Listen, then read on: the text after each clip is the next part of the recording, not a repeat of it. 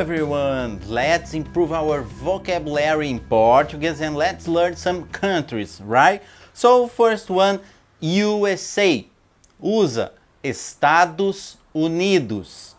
Estados Unidos. Estados Unidos. China.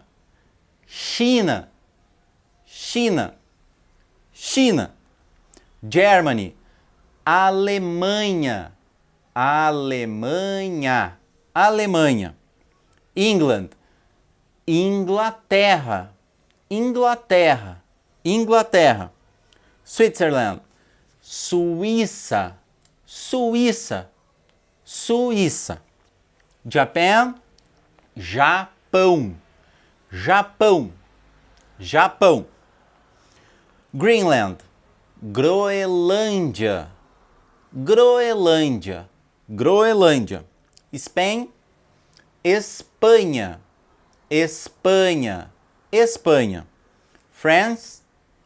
França. França. França. And the last one, but not less important, Brazil. Brasil. Brasil. Brasil. And Portugal. Portugal. Portugal. Portugal.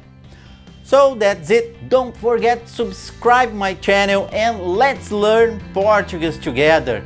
Um grande abraço. Até mais.